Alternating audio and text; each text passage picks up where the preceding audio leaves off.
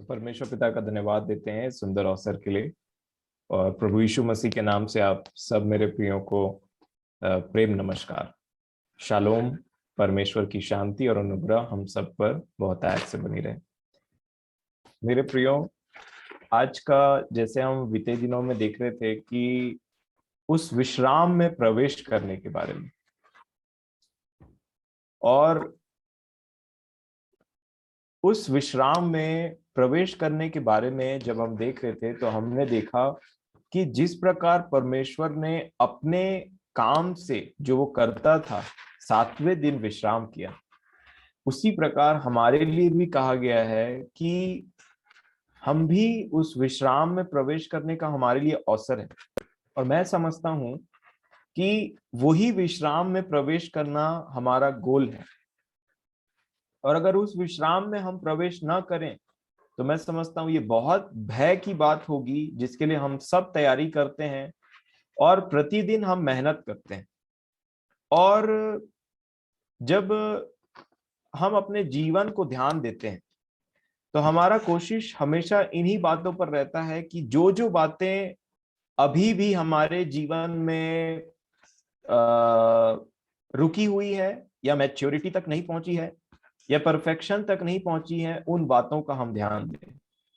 For example, अभी थोड़ा समय बाकी है, 6 मिनट दिखा रहा है, 54 हुआ है। तो मैं आपसे निवेदन करूंगा कि परफेक्शन, सिद्धता, ये सिद्धता के विषय में जब हम देखते हैं तो थोड़ा मेरी सहायता कीजिए कि कौन कौन सी बातें आती है, किस किस विषय में सिद्धता के बारे में बात किया गया है। चलिए नंबर 1 बताइए। जो अपने वचन में नहीं झुकता वही सिद्ध है। याकूब में जो लिखा है, जी, याकूब 3 वचन इंपॉर्टेंट, बहुत इंपॉर्टेंट बात। नंबर 2, मैं ऐड करूंगा कामों में। वचन से नहीं है लेकिन वचन हाँ बोल रहे हैं तो करना भी चाहिए। हाँ, वो भी वचन को ही ले लेते हैं, वो भी असली में शब्दों के बारे में ही, कि अपने वचन में जो चूक नहीं करता वही तो सिद्ध है करके। पिछले दिनों मैंने ये बात को थोड़ा टच किया था। नंबर 2,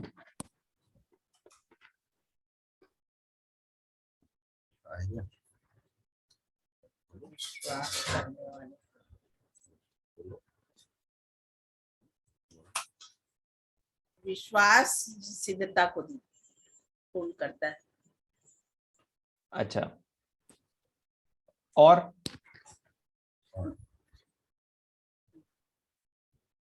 गवाही। हमने देखा था मेरे प्रियो, प्रेम के बारे में लिखा है। प्रेम, परफेक्शन, जो कुलूसियों की पत्री में हमने पिछले दिनों देखा था। जैसे कुलूसियों की पत्री अगर आप मेरे साथ निकालें,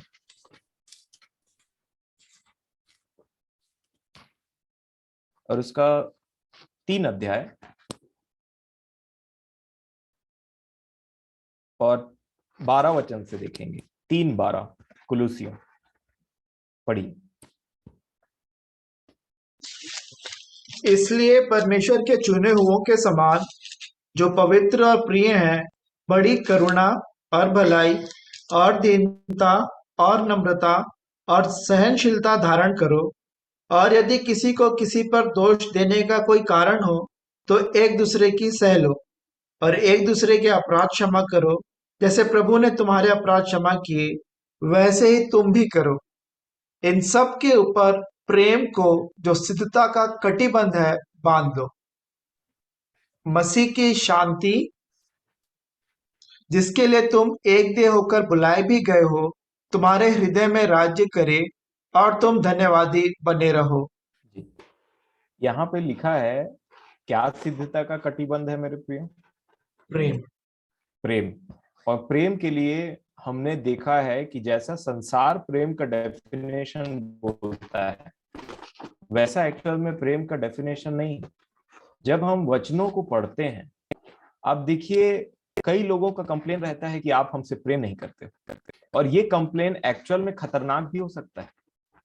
शिमशोन से कहा गया था कि तुम मुझसे प्रेम नहीं करता है, कई बार उसको फंसाने के लिए। यीशु ने जब वो अपने शरीर में थे तो उन्होंने एक बात बोला, जैसा शांति संसार तुम्हें देता है वैसा मैं नहीं देता।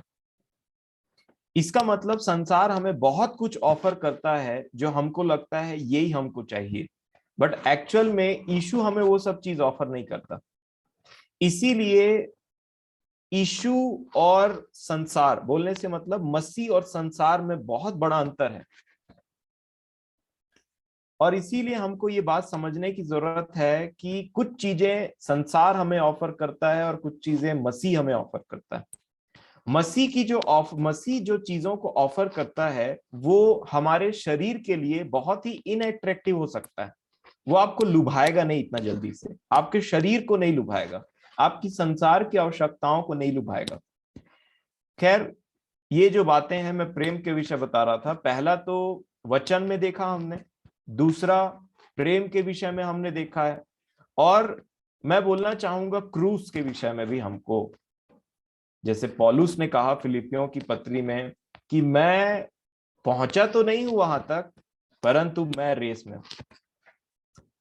इसी के साथ में एक और विषय है जिसके बारे में अधिकतर लोग बात करने से चूकते हैं, परंतु यीशु ने बोला, इसलिए मैं भी बोलूंगा। आप देखिए, नया नियम जहां यीशु मसीह का आगमन है, उसके बाद में जब यीशु ने बात करना स्टार्ट किया तो उन्होंने पैसों के बारे में बहुत सारी बातों को किया। आप देखेंगे तो मैं आपसे सच कहता हूं, और पैसों का कनेक्शन अनंत जीवन से है, और ये बहुत ही इंपॉर्टेंट बात है। ये कनेक्शन यीशु ने दिखाया। पैसों का मतलब इस संसार का धन, और इसीलिए इस बात में भी एक चीज है, सिद्धता के विषय में ही यीशु ने कहा, जिसको अधिकतर ध्यान नहीं दिया जाता, और इसीलिए शायद ये बात हमारे मन में रहती नहीं है। फॉर एग्जाम्पल, आप मत्ती रचित सुसमाचार 19 अध्याय निकालेंगे तो यहां पे एक बात लिखी हुई है। मत्ती 19 और यहां पे आप 16 वचन से पढ़ सकते हैं। यहां पे एक धनवान व्यक्ति आया यीशु के पास में, और उसने कहा, हे गुरु, मैं कौन सा भला काम करूं कि अनंत जीवन पाऊं। बड़े ध्यान से सुनिएगा मेरे प्रिय। परमेश्वर पिता का आत्मा हमारे साथ है, उनका अनुग्रह हम पर हो, और ये बात बहुत इंपॉर्टेंट है। यीशु ने कहा, देखिए, जवान ने एक क्वेश्चन पूछा, और क्वेश्चन अधिकतर लोगों के मन में आता है, और हमारा तो ये गोल है, अनंत जीवन, स्वर्गीय जीवन। इस धनवान व्यक्ति ने भी पूछा कि 16 वचन, एक मनुष्य यीशु के पास आया और उससे कहा, हे गुरु, मैं कौन सा भला काम करूं कि अनंत जीवन पाऊं। ये क्वेश्चन था इस व्यक्ति का, एक जेन्युइन क्वेश्चन। उसके बाद उसने उससे कहा, तू मुझसे भलाई के विषय में क्यों पूछता है? भला तो एक ही है, पर यदि तू जीवन में प्रवेश करना चाहता है तो आज्ञाओं को माना कर। और इसके बाद में 18 में उसने उससे कहा, कौन सी आज्ञाएं? यीशु ने कहा, यह कि हत्या ना करना। उतना टाइम जो पुराने नियम की आज्ञा थी, जो परमेश्वर पिता ने मूसा के द्वारा कहा दिया था इन लोगों को, उन आज्ञाओं को यीशु ने बताया। और तब उसके बाद में 20 वचन में लिखा है, उस जवान ने उससे कहा, इन सब को तो मैंने माना है, अब मुझ में किस बात की घटी है? कौन सी ऐसी बात है जो मुझे अनंत जीवन में प्रवेश करने से रोकेगी, आज्ञा मानने के बाद में भी? यहां लिखा है, यीशु ने उससे कहा, यदि तू क्या लिखा है मेरे प्रियो? यदि तू सिद्ध होना चाहता है, परफेक्ट होना चाहता है, यदि तू सिद्ध होना चाहता है, तो जा अपना माल बेचकर कंगालों को दे, और तुझे स्वर्ग में धन मिलेगा, और आकर मेरे पीछे हो ले। परंतु वह जवान यह बात सुन उदास होकर चला गया, क्योंकि वह बहुत धनी था। और मैं समझता हूं कि जो अनंत जीवन की बात यीशु इसको बता रहे थे, उससे वो चूक कर गया अपने धन के कारण। अब देखिए कि यीशु से जब इसने पूछा कि मैं अनंत जीवन में कौन सा भला काम करूं, हम काम करने के बारे में देखते हैं। उन भले कामों के विषय में जो परमेश्वर ने हमारे मतलब आराम से ही चुन करके रखा है हमारे करने के लिए, उनको करने के लिए भले काम के बारे में पूछ रहा था ये व्यक्ति। और हम भी जानते हैं कि हमको बार बार बाइबल में न जाने कितने बार इन पत्रियों में लिखा गया है भले काम धार्मिकता के काम के बारे में। और उनमें से एक के बारे में मैं आपके साथ में बात करना चाहूंगा जो प्रभु ने मुझे दिया, और वही है ये व्यक्ति पूछ रहा था कि अनंत जीवन में प्रवेश करने के लिए मैं कौन सा भला काम करूं। तो यीशु ने पहले आज्ञाओं के बारे में बताया और फिर उसके धन के विषय में से कुछ बातों को जोड़ा। और इसीलिए आप ये सेम बात को हम लूका रचित सुसमाचार 18 में भी पा सकते हैं।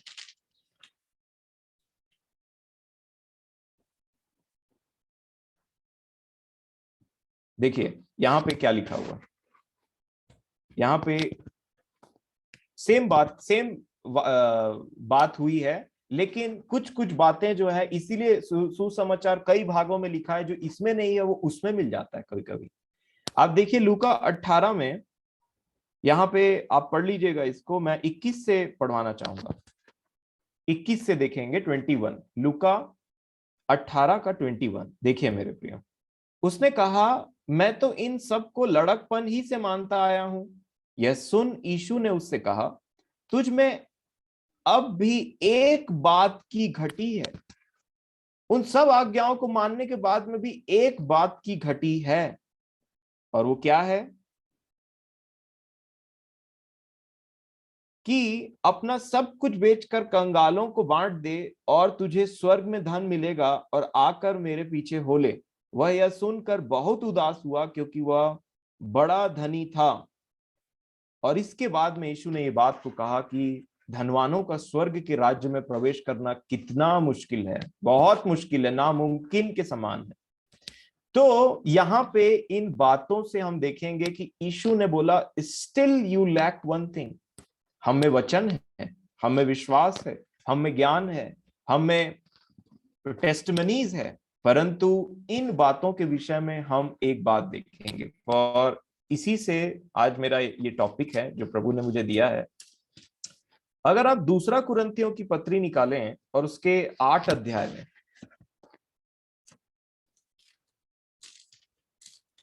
दूसरा कुरिन्थियों उसका 8 अध्याय,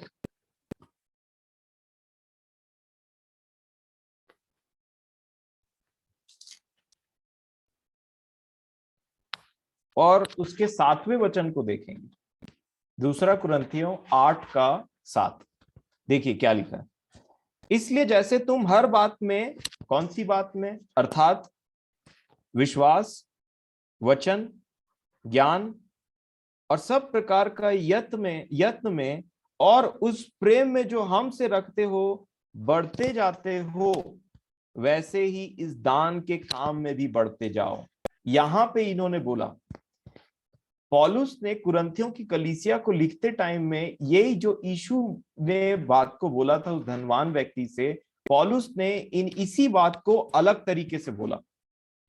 क्या बोला उन्होंने? तुम विश्वास में बढ़ते जाते हो, तुम प्रेम में बढ़ते जाते हो, तुम वचन में बढ़ते जाते हो, तुम ज्ञान में बढ़ते जाते हो, तुम प्रेम में भी बढ़ते जाते हो, मतलब सारी चीजों में तुम बढ़ते जाते हो। उसी प्रकार इस दान के कार्य में भी बढ़ते चले जाओ, ऐसा करके उन्होंने बोला। देखिए यहां पे आज आप देखेंगे तो क्या होता है कि जहां पैसे की बात आ जाती है तो ये प्रॉस्पेरिटी प्रीचर्स के बारे में बहुत बोला जाता है ना, कि ये प्रॉस्पेरिटी के बारे में, अगला पैसा ना नहीं कि तुरंत दिमाग में आ जाता है ये दे, पैसा वाला है ये भाई, पैसे वाला है। पर मैं आपको बताना चाहता हूं मेरे प्रियो कि यीशु ने पैसों के बारे में काफी बात किया है, काफी बात किया है, और यीशु ने उसका डायरेक्ट संबंध कई बार अनंत जीवन से जोड़ा है। और इसीलिए मुझको और आपको अपने धन के विषय में बहुत सावधान रहना चाहिए जो हम संसार में रखते हैं, क्योंकि ये सांसारिक धन हम किस प्रकार इस्तेमाल करते हैं, हम इसके यूटिलाइजेशन में कितने ईमानदार हैं, कैसे इस्तेमाल करते हैं, किन चीजों के ऊपर में इस्तेमाल करते हैं, ये सब मैटर करता है। और इसी के द्वारा आपका और मेरा जीवन के विषय में एक डिसीजन हो सकता है कि मैं और आप अनंत जीवन में प्रवेश करेंगे या नहीं। ये बात हमको समझने की जरूरत है, और इसलिए मैं चाहता हूं हम इन बातों को ठीक ठीक समझें, क्योंकि जब देने की बात आती है तो कोई मुंह बना करके देता है, तो कोई कभी कंपल्शन के साथ में देता है कि चलो भाई देना है। कई बार लोगों को बोला जाता है नहीं, दशमांश देना इच्छा मतलब देना है, आपको टाइथ पे करना है मतलब करना है। ये कंपल्शन की बात तो मैंने नहीं पाया अभी तक, और मैं समझता हूं कि परमेश्वर हर्ष से देने वाले से प्रीति रखता है। उसको पता है, उसको वो चीयरफुल गिवर से प्रीति रखता है। और इसी बात को हम ठीक ठीक समझेंगे, ताकि जब भी हम कभी दें, जब कभी भी हम इस सांसारिक धन का उपयोग करें, इस्तेमाल करें इन बातों के लिए, तब हमको समझ में आना चाहिए कि हम दे कहाँ रहे हैं और किस चीज के लिए दे रहे हैं, ताकि ठीक ठीक जब हमको पता रहेगा तो ना आप किसी बात में उलझन में पड़ेंगे और ना ही किसी बात को लेकर के कंफ्यूज्ड रहेंगे कि ये क्या है या वो क्या है, या फिर कोई भी आपको कुछ भी बोलते रहेगा तो हम इससे हड़बड़ाएंगे नहीं, चाहे वो दशमांश के बारे में बात हो, चाहे वो किसी चीज और के बारे में बात हो। और इसीलिए मैं आपको सबसे पहले बताना चाहता हूं, अपने देने और लेने के, इधर देना और इधर उधर देने के बारे में मैं बताना चाहता हूं कि यीशु ने क्या दिया।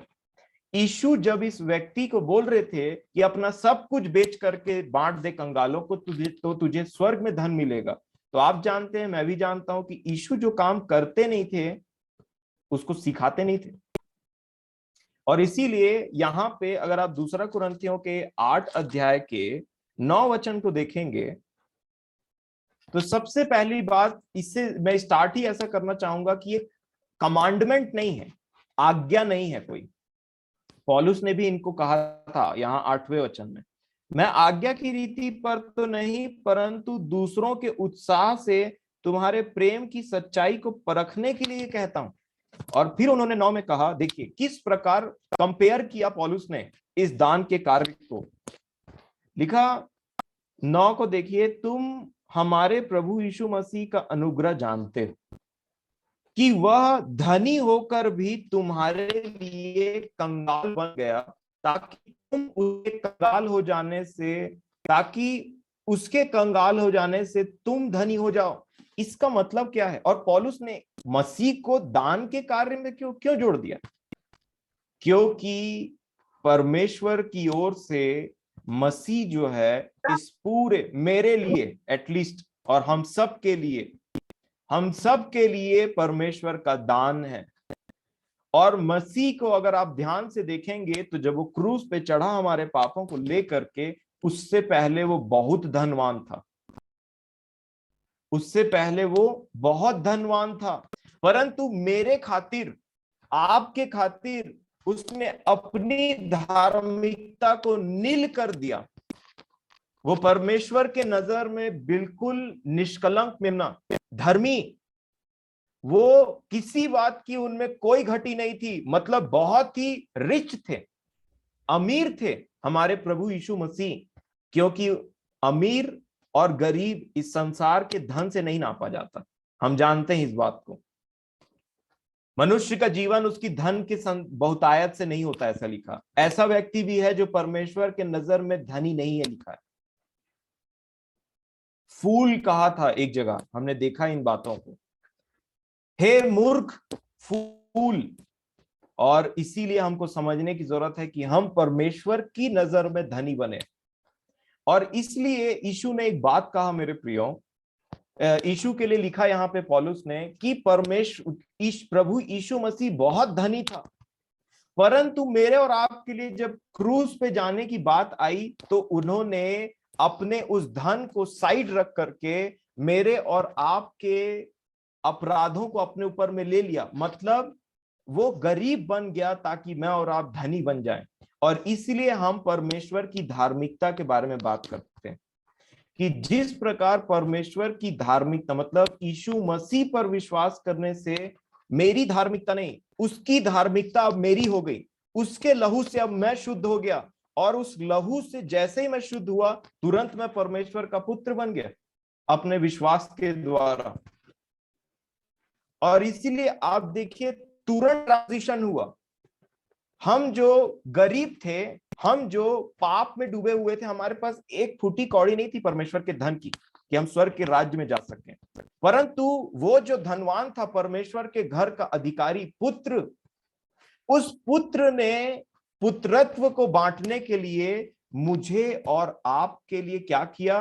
अपने आप को पापी बना दिया ताकि मैं और आप धनवान किए जाएं। यही बात पौलुस यहां पे बता रहे थे। और ये परमेश्वर उनके प्रेम का प्रमाण था।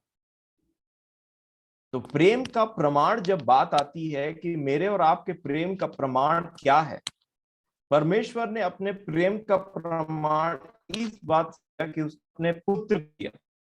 पुत्र ने प्रेम का प्रमाण इस बात से दिया कि उसने हमारे लिए अपने जान को दिया। और इसीलिए देने का कॉन्सेप्ट हमेशा हमको याद रखना चाहिए, चाहे वो जीवन हो, चाहे वो हमारे धन संपत्ति हो, चाहे किसी चीज का भी बात हो। एक गीत गाते हैं, तन मन और धन उसे दो, अपने यीशु को सब कुछ दो, ऐसे करके बात बोला जाता है। और इसी बात को आज हम बड़े ध्यान से समझ लें कि इसी बात को हम देखते हैं कि किस प्रकार जो प्रेम का प्रमाण परमेश्वर ने दिया इस जगत को, और वो ये था कि उसने अपने पुत्र को दिया। पुत्र ने प्रेम का प्रमाण हमको इस बात से दिया कि उसने हमारे लिए जान को, अपने आप को दे दिया, कुर्बान कर दिया। वो गरीब हो गया, उसके कोड़े खाने से हम चंगे हो गए बोलते हैं ना। और हम ये भी बोलते हैं कि उसके यहाँ पे जैसा लिखा है कि उसके गरीब हो जाने से हम धनवान किए गए, हर बात में धनवान किए गए। नहीं तो हमारे इसीलिए बोलते हैं, जब से मसीह के पहले क्या बोला जाता था, मसीह के आने के पहले बोला जाता था हमारे धर्म के कार्य तो मैले चिथड़े कपड़ों के समान है, फिल्दी रैग, कोई मतलब का नहीं है कोई चीज। परंतु जब मसीह आया तो यिर्मयाह नबी की पुस्तक में मसीह के बारे में लिखा है कि यहोवा हमारी धार्मिकता उसका नाम रखा जाएगा। और जब परमेश्वर की धार्मिकता किसी मनुष्य को दे दी जाती है तो मनुष्य की कैटेगरी से तब वो मसीह बन जाता है, और तब वो बहुत ही ज्यादा अमीर बन जाता है, बहुत ही ज्यादा धनवान बन जाता है, क्योंकि उसके पास अब परमेश्वर की धार्मिकता है, उसकी खुद की नहीं। और उसी के बाद उसी के लिए यहाँ पे पौलुस ने लिखा, मेरे प्रियो, उसने जो धनवान था वो गरीब बन गया ताकि मैं और आप अमीर किए जाएं। और इसीलिए यहाँ पे देखिए, ताकि उसके कंगाल हो जाने से तुम धनी हो जाओ, ये उसने किया, कंगाल हो गया। और यही बात वो करने के लिए बोल रहे थे उस धनवान व्यक्ति को कि अपना सब कुछ बेच करके कंगालों को दे दे तो तुझे स्वर्ग में बड़ा धन मिलेगा। मसीह ने एक्चुअल में वो काम किया हमारे लिए, उसने अपना सब कुछ दे दिया ताकि हम जो कंगाल थे धनी किए जाएं।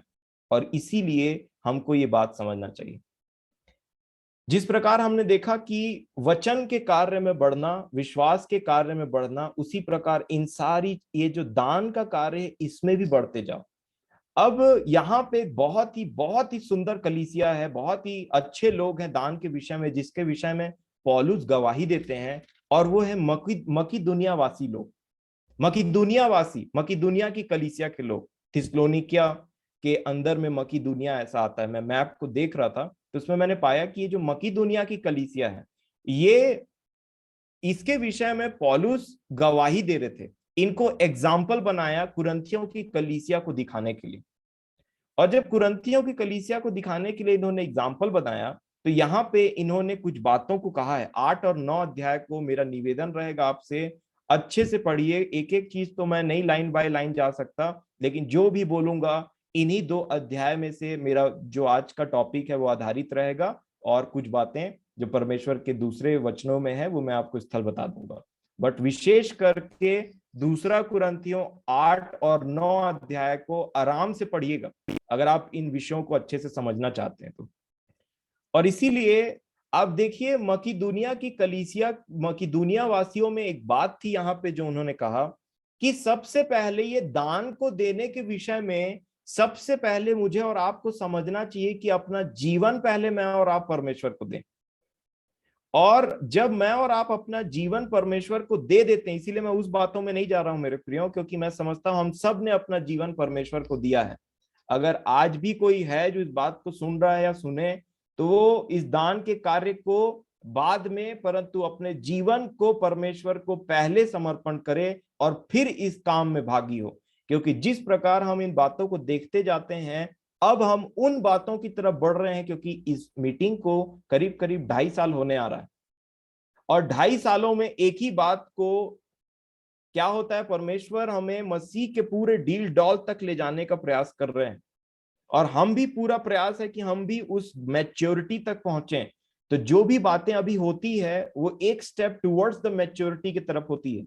हम उन बातों को देखते हैं जिसमें हम अपने परमेश्वर के समान, प्रभु यीशु मसीह के स्वभाव के समान सिद्धता की ओर बढ़ते चले जाएं। हम क्लास 1 में नहीं रहना चाहते। कोई व्यक्ति क्लास 1 में रह करके 5 बार 100% ले आए और अपने आप को पीठ थपथपाए और बोले कि मैं हर बार 100% लाता हूं भाई एक ही क्लास में, तो उसका कोई मतलब नहीं होगा।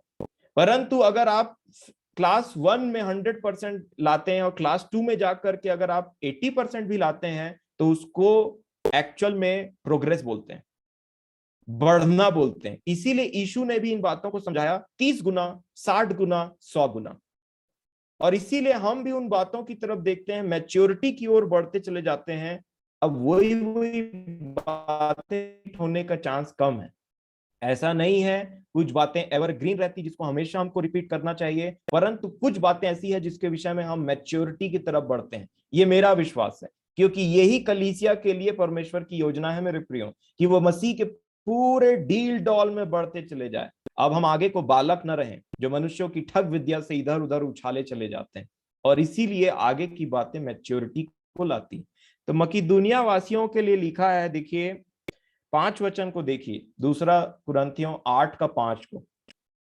और जैसी हमने आशा की थी वैसी ही नहीं, वरन उन्होंने प्रभु को फिर परमेश्वर की इच्छा से हमको भी अपने आप को दे दिया।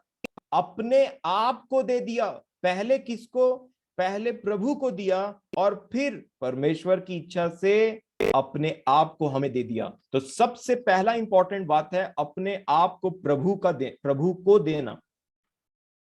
और उसके बाद में यहां पे लिखा है, ये 3 वचन में देखिए क्या गवाही देते हैं पौलुस उनके विषय में। उनके विषय में मेरी यह गवाही है कि उन्होंने अपनी सामर्थ भर वरन सामर्थ से भी बाहर मन से दिया, और इस दान में और पवित्र लोगों की सेवा में भागी होने के अनुग्रह के विषय में हमसे बार बार बहुत विनती की। ये लोग विनती करते थे कि कृपया करके हमें भी अवसर दीजिए ताकि हम पवित्र लोगों की सेवकाई कर सकें। इंग्लिश में लिखा है यहाँ पे कि 4 वचन में, begging us earnestly for the favour of taking part, मतलब वो बहुत विनती कर रहे थे ताकि हम भी संतों के जो कार्य करते हैं, ये जो संत लोग, ये जो वचन का भाग सुनाया जाता है, इनके साथ हमें भी अवसर दो कि हम इनकी कुछ सेवकाई कर सकें। क्योंकि पुराने समय के संत, खासकर जो पौलुस की जो टीम थी, ये एक्चुअल में इन लोग इतना जल्दी से सेवका ये दान को ग्रहण नहीं करते थे, खासकर पौलुस। और इसीलिए मकीदुनिया की कलीसिया ने बार बार विनती किया कि हमें भी तो पार्टिसिपेट करने दीजिए, हमें भी अवसर दीजिए कि हम आपकी सेवकाई में हाथ बढ़ाएं, अपनी कमाई से आपको कुछ दें, ताकि जो आप सुसमाचार का कार्य करते हो उसमें हम भी हिस्सा ले सके मेरे प्रियो। और ये है बहुत बड़ा पॉइंट। आप यहीं पे एक बुक मार्क रख लीजिए, और मैं आपको, जैसे हमने पिछले दिनों में भी देखा है, मैं आपको 1 यूहन्ना से फिर से इस बात को उभारना चाहूंगा पढ़वा करके। 3 यूहन्ना की पत्री अगर आप निकालें, 3 यूहन्ना की पत्री, और उसका 5 से पढ़ लीजिएगा। मैं 7 वचन से पढ़ना चाहूंगा समय को ध्यान में रखते हुए। यूहन्ना बोलते हैं इन प्रचारकों के बारे में क्योंकि वे उस नाम के लिए निकले हैं और अन्य जातियों से कुछ नहीं लेते। कोई अन्य जातियों में से सपोर्ट नहीं करता है मसीह के प्रचारकों को। और इसलिए लिखा है, इसलिए ऐसों का स्वागत करना चाहिए। हिंदी में स्वागत लिखा है, इंग्लिश में लिखा है सपोर्ट। ऐसों का सपोर्ट करना चाहिए। क्यों? देखिए, एक महान बात को यहां पे, एक अवसर को पहचानिए जिससे हम भी सत्य के पक्ष में उनके सहकर्मी हो। अगर आप ऐसे लोगों को सपोर्ट करते हैं, खासकर वो लोग जो परमेश्वर के वचन को बढ़ाने, सुनाने और उसमें लगे रहते हैं, और उनके पास में कोई पैसों की कमी है या किसी चीज की कमी है, अगर आप उन लोगों की सेवकाई में लगे रहते हैं, तो याद रखिए वो जहां जहां वचन प्रचार करेंगे, आपके अकाउंट में भी कुछ चढ़ेगा स्वर्ग में, क्योंकि आप उनका सपोर्ट करते हैं। मैं आपको यीशु ने जो कहा उसके तरफ ले जाना चाहूंगा, जो मेरे मन में बसा रहता है। मत्ती रचित सुसमाचार उसका 10वां अध्याय, देखिए क्या लिखा है। मत्ती 10 और उसका 40 वचन। मत्ती रचित सुसमाचार 10वां अध्याय और उसका 40 वचन लिखा है, जो तुम्हें ग्रहण करता है, जो तुम्हें ग्रहण करता है वह मुझे ग्रहण करता है, और जो मुझे ग्रहण करता है वह मेरे भेजने वाले को ग्रहण करता है। अब देखिए क्या लिखा है, जो भविष्यद्वक्ता को भविष्यद्वक्ता जानकर ग्रहण करे करे वह भविष्यद्वक्ता का बदला पाएगा। ये इतनी बड़ी वचन है मेरे, इतना बड़ा वचन है मेरे प्रियो। ये ऐसी वो गुप्त और छिपी हुई बात है जो बहुत कम बोले जाते हैं। और यीशु ने इसको बोला कि जो भविष्यद्वक्ता को भविष्यद्वक्ता जानकर ग्रहण करे वह भविष्यद्वक्ता का बदला पाएगा, और जो धर्मी को धर्मी जानकर ग्रहण करे वह धर्मी का बदला पाएगा। और फिर उन्होंने कहा, जो कोई इन छोटों में से एक को मेरा चेला जानकर केवल एक कटोरा ठंडा पानी पिलाए, मैं तुमसे सच कहता हूं वह किसी रीति से अपना प्रतिफल न खोएगा। इसको बोलते हैं रिवॉर्ड।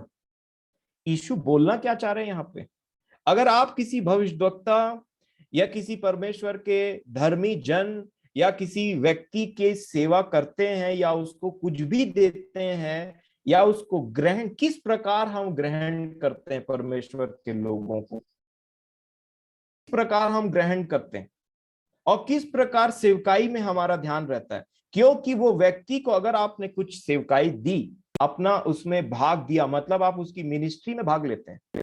और इसीलिए यीशु ने कहा, तुम भविष्यद्वक्ता का बदला पा सकते हो उसके साथ अच्छा व्यवहार कर से।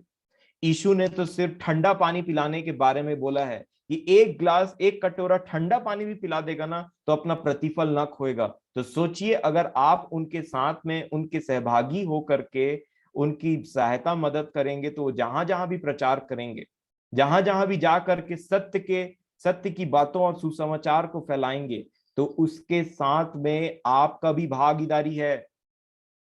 यही बताना चाह रहे हैं।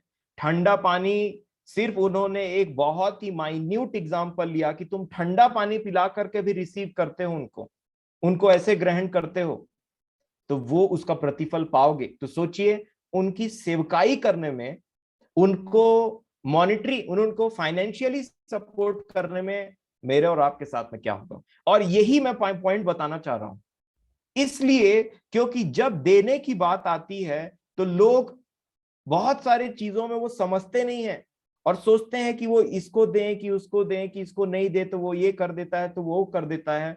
मैं आपको बताना चाहता हूं कि यीशु ने जब अपने आप को दिया तो संकोच नहीं किया, उसने बस दे दिया, वो बस कंगाल हो गया। और नंबर 2, हमको ये बात समझनी है कि आप अगर इस चीज में सहभागिता दिखाते हैं, तो मैं आपको बोलना चाहता हूं कि आप किसी मनुष्य को नहीं, परमेश्वर के जन को, आप उसको परमेश्वर का जन मान करके ग्रहण करते हैं। और इसीलिए जब आपको पता चल जाए कि आप जो ये दे रहे हैं ये एक्चुअल में कभी नाश नहीं होगा, ये एक ऐसा इन्वेस्टमेंट है जो स्वर्गीय इन्वेस्टमेंट है। धन, स्वर्ग में धन इकट्ठा करना इसी को बोलते हैं। चाहे आप परमेश्वर के लोगों को दें जो उसके कार्य में हाथ बटाते हैं, चाहे आप कंगालों को दें। लिखा है, जो कंगालों को दान देता है वो परमेश्वर को उधार देता है। और परमेश्वर जब उसका बदला चुकाएगा। इसीलिए दो लोगों के यहाँ पे हर एक लोगों के प्रति हमें जेनरस रहना चाहिए। ये देने के कार्य में भी हमको बढ़ना चाहिए, क्योंकि ये प्रेम का प्रमाण होता है। जब मैं छोटा था और अपने परिवार में, आज भी मैं अपने लोगों के बीच में जाता हूं तो वो कुछ पैसा पकड़ा देते हैं, कुछ पैसा पकड़ा के बोलते हैं कि मतलब as a token of love, मैं समझता हूं उसको, अपने प्रेम को वो देने के मतलब दे करके प्रमाणित करते हैं। ऐसा नहीं है कि वो अमाउंट में कुछ बात है या फिर कुछ और ऐसी बात है, परंतु जब वो कुछ देते हैं, है ना, ये बहुत टाइम से मैं समझता हूं कि हम में से हर एक ने ये बात को देखा होगा कि जब कभी नानी, दादी, मौसी, चाची, बुआ कहीं पे भी हम जाते हैं तो वहां कुछ पैसा पकड़ा दिया जाता था, और पैसा को पा करके अगला बहुत खुश हो जाता था कि पैसा दिए हैं करके। और फिर लोग बोलते थे कि मेरी नानी या मेरी दादी या मेरी मौसी या मेरी चाची मेरे से बहुत प्यार करती है। क्यों भाई? तो जब भी जाता हूं तो ये दिया करती है। तो ये जो प्रूफ ऑफ लव हम बोलते हैं, और इसको बहुत अच्छे से समझते हैं लोग, खासकर जो पुराने हैं, कि इनको कुछ दिया जाए उनको, ये हमारा प्रेम रहता है जो हम दे करके बताते। इसलिए लिखा है देना लेने से उत्तम है। ये बात को हम समझ लें मेरे प्रिय। और जब भी आप दें, आप इस बात को समझिए कि आपका भागीदारी होता है। मैं तो बहुत प्रसन्न हुआ इस बात को सुन करके, इस वचन को जान करके, कि प्रभु जो अगला कार्य करते रहता है उसमें सिर्फ मैं दे करके अपनी सहभागिता दिखा सकता हूं। कई बार ऐसा होता है कि आप दूर दूर प्रचार करने के लिए नहीं जा पाते, आप गांव में नहीं जा पाते, आप दूसरे सिटी या दूसरे शहर में नहीं जा पाते हैं, दूसरे देश में नहीं जा पाते हैं, परंतु आप कुछ सपोर्ट करते हैं। और इस काम में ना फॉरेनर्स बहुत आगे। आप देखिए, फॉरेन से कुछ फंड्स आते हैं और वो उस फंड को देने के चलते, देने के जरिए यहाँ जो देश में कुछ कुछ वचन का प्रचार का कार्य होते रहता है उसमें अपनी सहभागिता दिखा देते हैं। ये बहुत ही बुद्धिमानी का काम है मेरे प्रियो, बहुत ही बुद्धिमानी का कार्य है।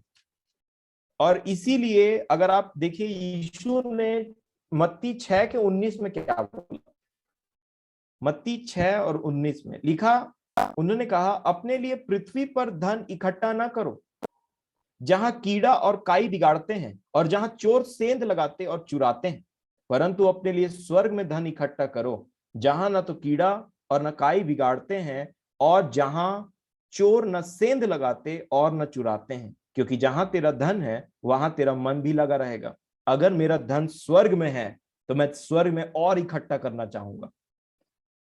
गरीब आपके पास नहीं आएगा, आप कूद के गरीब के पास चले जाओगे कि देखोगे वो बैठा हुआ है। तो क्यों? क्योंकि आपको पता है कि जैसे ही आपने इसको दिया, आपने एक्चुअल में स्वर्ग में एक धन इकट्ठा कर लिया। और ये एक मेंटेलिटी बन जाती है एक मसीही के अंदर में जब वो इस वचनों को पढ़ने लगता है। तो और इसीलिए मैं आपको बताना चाहता हूं, दो तरीके के लोग होते हैं। एक, जो यीशु ने यहां पे बोला अपने लिए पृथ्वी पर धन इकट्ठा ना करो, तो एक वो होते हैं जो अपने लिए स्वर्ग में इकट्ठा करते रहते हैं धन। मैं ये नहीं बोलता कि किसी प्रकार से आपको सेव नहीं करना चाहिए इस पृथ्वी में, अपने बच्चों के लिए, अपने कार्य के लिए आपको सेव करना चाहिए। हे आलसी, चींटियों से जा करके सीख कि शीतकाल के लिए वो अभी से बटोरना स्टार्ट कर देती हैं ताकि उनको कहीं मांगना या भूखा रहना ना पड़े। तो बहुत ही वाइजली आपको अपने पैसों के प्रति, बहुत लोग बहुत सतर्क रहते हैं।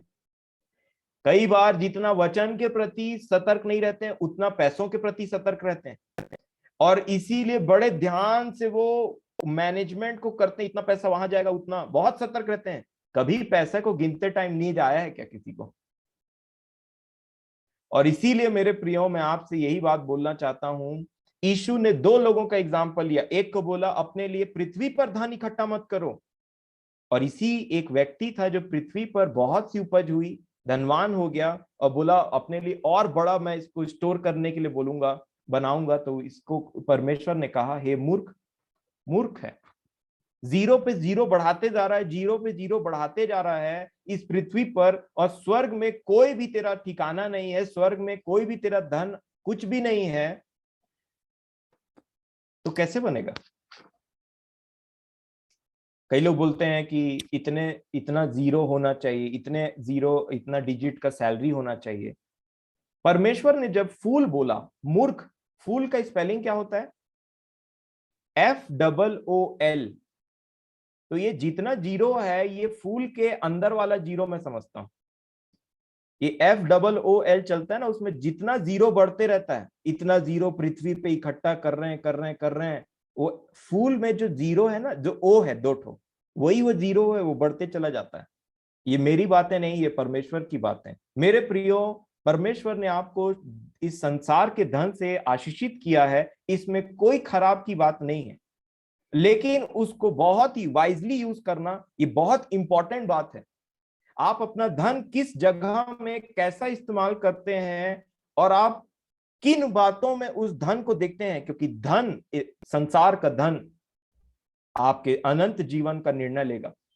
मैं आपको ये बताना चाहता हूं, और इसी को आगे देखेंगे कि इसीलिए जब कभी भी आपके पास में अवसर आए, चाहे वो गरीबों या विधवाओं या अनाथों या किसी भी प्रकार की लोगों की सेवा करने की बात आए, जरूर उनकी सेवा करिए, क्योंकि ऐसा करने से आपको विश्वास करना चाहिए अपने मन में कि मैं अपने लिए स्वर्ग में धन इकट्ठा कर रहा हूं। और यही यीशु ने बोला।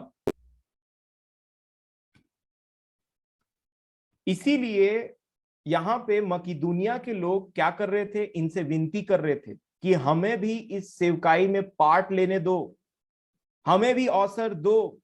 और उनके विषय में पौलुस ने क्या गवाही दिया था? अगर आप दूसरे कुरिन्थियों में वापस आ जाएंगे तो पौलुस ने उनके विषय में कहा था कि उन्होंने कहा था कि मैं मकीदुनिया के लोगों के लिए गवाही देता हूं कि इन्होंने अपनी घटी में भी इन पर वो अनुग्रह हुआ कि इन्होंने बहुत आयत से दिया, और इसलिए ये उन चीजों में आगे बढ़ रहे थे।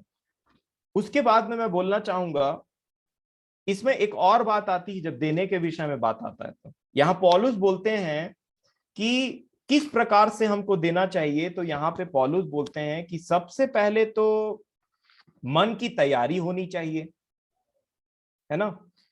फॉर एग्जाम्पल, दूसरा कुरिन्थियों 8 अध्याय और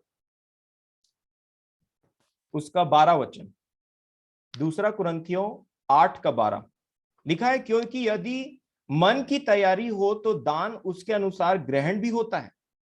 क्या लिखा है? यदि मन की तैयारी हो तो दान उसके अनुसार ग्रहण भी होता है, जो उसके पास है, ना कि उसके अनुसार जो उसके पास नहीं, या नहीं कि दूसरों को चैन और तुमको क्लेश मिले। ये है पॉइंट जो पौलुस बोलना चाह रहे थे। नंबर 1, कि जैसे ही आपको सैलरी मिलती है, या जैसे ही मंथली जहां पे भी आप काम करते हैं, चाहे वो बिजनेस हो चाहे सैलरी हो, जो अमाउंट आपके पास में आता है, उसको एक मनुष्य तैयार करता है अपने मन को। इतना बिजली बिल के लिए जाएगा, तो इतना बच्चों की ये पढ़ाई के लिए जाएगा, इतना उसके लिए जाएगा, तो इतना उसके लिए जाएगा। इन सारे प्लानिंग्स में हमारा जो प्लानिंग है देने के विषय में, क्या वो इंक्लूडेड भी है? क्या आपका जो परमेश्वर ने, आप जहां कहीं भी काम करते हैं उसमें जो आपको पैसा मिलता है, क्या उसमें ये बात इंक्लूड है कि मेरे को इतना देना? इसको बोलते हैं मन की तैयारी। अगर मन की तैयारी ही नहीं है तो अचानक से व्यक्ति हड़बड़ा जाता है, अरे इस महीने बहुत खर्च हो गया है, ऐसा वैसा। परंतु अगर आप उस कमाई के, उस पैसे में जो आपने कमाया है, अगर आप ये मेंटेलिटी करें कि ये जो धन है, इसमें से कुछ अमाउंट मुझे हमेशा बचाना चाहिए, ताकि मेरे मन की तैयारी रहे, और जब कोई ऐसा सिचुएशन आए तो मैं किसी को ना बोलूं। और ये कब होगा मेरे प्रियो? मैं आपको बताता हूं, जब मैं और आप संसार में बड़ी संतुष्टि और सिंप्लिसिटी के साथ में अपना जीवन बिताएंगे ना। बहुत सारी चीजों में मनुष्य का मन लकलकाते रहता है, ये शब्द बोलते हैं ना, हदरता रहता है इंसान। ये है तो वो भी चाहिए, ये कपड़ा है तो एक और खरीद लेता हूं, ये पर्दा है तो इसका पसंद नहीं आ रहा कलर, ये है तो वो नहीं है, ये सोफा पुराना हो गया है, ये टीवी थोड़ा छोटा दिख रहा है, वहां गया था तो वो बड़ा टीवी था उसके घर में, अब मैं भी बड़ा लूंगा, ये कंप्यूटर है तो ऐसा है, वो ऐसा है, तो इसको इंसान लकलकाते रहता है संसार की बातों में, ये खरीद लेता हूं, वो खरीद लेता हूं, ऐसे आगे बढ़ लेता हूं, फलाना कर लेता हूं, और यही सब करने के चक्कर में हमारे पास में मन की तैयारी ही नहीं रहती है कि किसी को देना भी है। तो जब कोई बोलता है मेरे को इस चीज की कमी है या ऐसा मेरे को जरूरत है, मेरे को, मैं प्रॉब्लम में फंसा हूं, तो अगला बोलता है ठीक है प्रार्थना कर देंगे। अरे भाई, जब आप उसको दे सकते हो, जब आप खुद कमाते हो, तो उसके लिए प्रार्थना की क्या जरूरत है? सिर्फ वचन के द्वारा प्रेम नहीं, परंतु कार्य के द्वारा भी प्रेम करना है। सिर्फ मुंह के द्वारा विश्वास नहीं, परंतु कार्यों के द्वारा भी विश्वास करना है। कार्य, अच्छे और भले कार्य, इसको बहुत अच्छे से समझ लीजिए मेरे प्रियो, क्योंकि there is a big deception, deceive, और ये बात को मैं बहुत ध्यान रखता हूं, प्रभु मुझे किसी बात में भी ना डिसीव होने मत दीजिए, मैं सत्य को जानूं, सत्य मुझे स्वतंत्र करे, मैं किसी बात में भी डिसीव ना हूं, मैं किसी बात में भी उसको, मैं आपको एक वचन पढ़वाना चाहूंगा। अब मेरे साथ पहला यूहन्ना 3 अध्याय निकालिए। धोखा ना खाना, धोखा।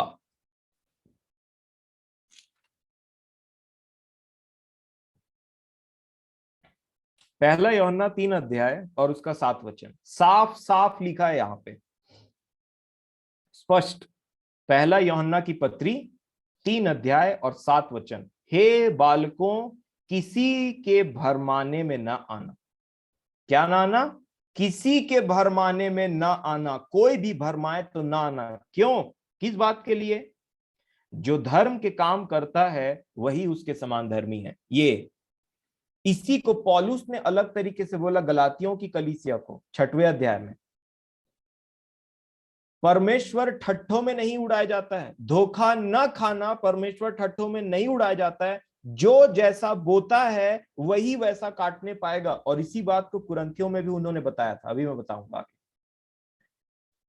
मेरे प्रियो, मैं आपको यही बताना चाह रहा हूं कि जितना आपका पैसों के प्रति जो मैनेजमेंट है, जितना हमारा इस संसार से अटैचमेंट और नाना प्रकार की अभिलाषाओं से हमारा जो अटैचमेंट प्रभु कैंची के समान काटते चले जाता है उन डोरियों को, मैं किसी भी प्रकार से, देखिए मैं पहले डिस्क्लेमर देना चाहता हूं, मैं आपके पैसे के बारे में या मैं आपके पैसे के यूजेज के बारे में किसी भी प्रकार से कोई टिप्पणी नहीं कर रहा हूं। मैं आपको यह बता रहा हूं कि अगर हमारे दिमाग में, अगर पहले से हम प्लान करते हैं कि किसी को जरूरत हो तो उसको कुछ दे सकें, और उस कार्य के द्वारा हम प्रभु में, ये हमारे वन ऑफ द धर्म के काम है जो हम प्रभु में करते हैं। प्रभु में हम भले कामों के लिए सिरजे गए हैं मेरे प्रियो, इसीलिए उसने बनाया हमको, ताकि हम में उसकी महिमा और उसमें परमेश्वर की महिमा करें हो। जिसको भी आप देंगे वो परमेश्वर का धन्यवाद देता है कि नहीं, बताइए जरा?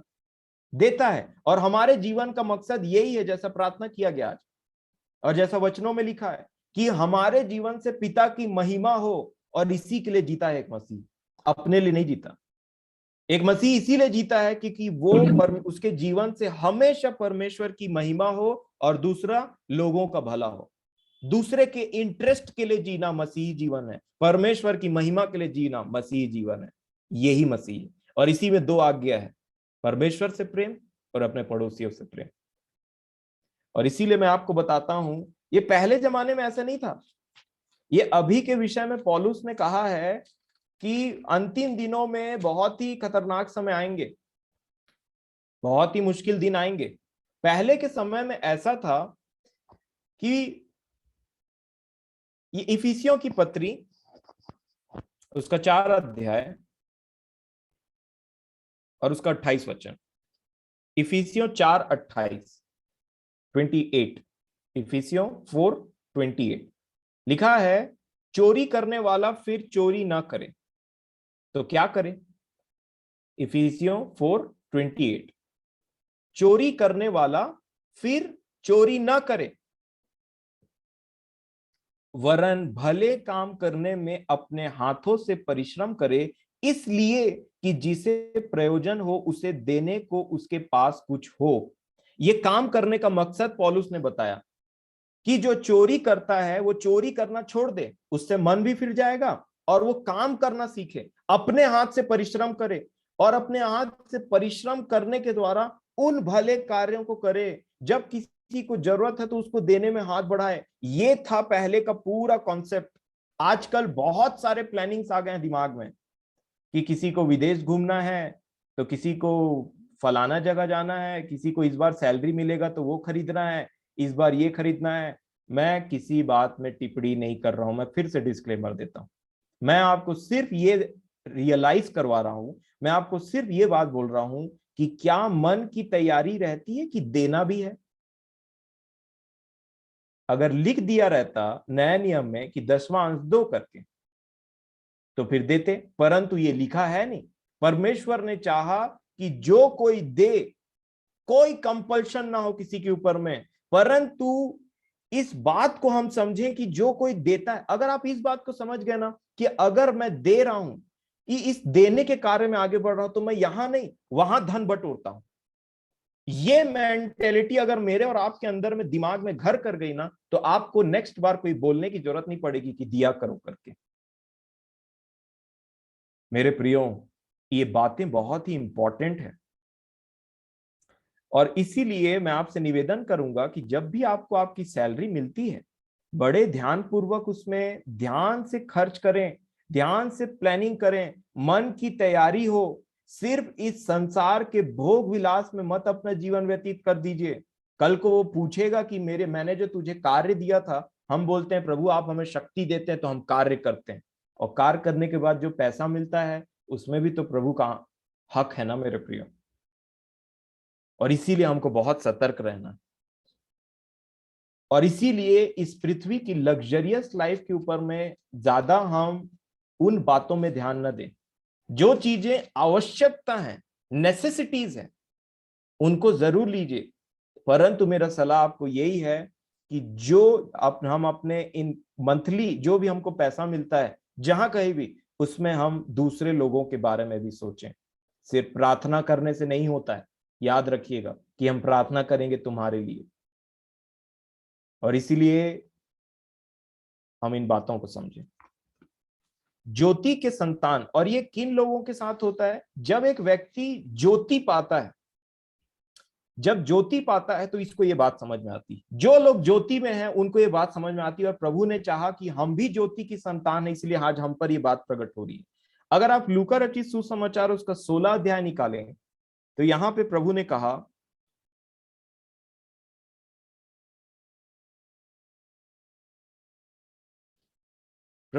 यहां पे लूका 16 में 8 वचन, 16 का 8, स्वामी ने उस अधर्मी भंडारी को सराहा कि उसने चतुराई से काम किया है, क्योंकि इस संसार के लोग अपने समय के लोगों के साथ रीति व्यवहारों में ज्योति के लोगों से अधिक चतुर हैं। संसार के लोग रीति व्यवहारों में ज्योति के लोग लिखा है ना, इंग्लिश में लिखा है सन्स ऑफ लाइट, ज्योति के संतानों से अधिक चतुर हैं। कैसे चतुर हैं? 9 वचन में, और मैं तुमसे कहता हूं कि अधर्म के धन से अपने लिए मित्र बना लो, ताकि जब वह जाता रहे तो वह तुम्हें अनंत निवासों में ले ले। कनेक्शन देखिए, बार बार ये वचन आ रहा है हमारे बीच में। जब वो जाता रहे तो तुम्हें अनंत निवासों में ले ले। और मैं आपको एक और कनेक्शन बताना चाहता हूं, देखिए इसको, जो प्रभु ने बोला। 10 वचन को देखिए जरा। जो थोड़े से थोड़े में सच्चा है, मतलब विश्वास योग्य है, जिसके पास थोड़ा है और थोड़े में भी वो विश्वास योग्य है, वह बहुत में भी सच्चा है। और जो थोड़े से थोड़े में अधर्मी है, वह बहुत में भी अधर्मी रहेगा। जिसके पास थोड़ा है और उसी में वो फेथफुल है, उसके लिए थोड़ा ही सही। और जो जिसके पास, वही इन्होंने यहां पे समझाने की कोशिश किया कि जिसके पास जो थोड़े से थोड़े में सच्चा है, वो बहुत में भी सच्चा रहेगा। और ये क्वालिटी परमेश्वर टेस्ट करता है कि हम अधर्म के धन के साथ में क्या करते रहते हैं, कैसे यूज करते हैं। याद रखिएगा, ये वचन की बातें हैं, मेरी बातें नहीं है। हम इस सांसारिक धन को जिस प्रकार इस्तेमाल करते हैं वो डिटरमाइन करेगा कि आपका आत्मिक जीवन कैसा होगा। इसी को समझाते हुए उन्होंने 11 वचन बोला। क्या कहा? इसलिए जब तुम अधर्म के धन में सच्चे न ठहरे तो सच्चा धन तुम्हें कौन सौंपेगा?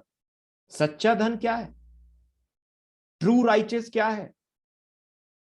कई बार वचन की जो भेद की बातें या वचन जो बोलना चाहता है ना, हमारे पास इसकी कमी इसलिए होती है क्योंकि हम अधर्म के धन में सच्चे नहीं, इसीलिए उधर उधर भी ताकते रहते हैं हम कई बार।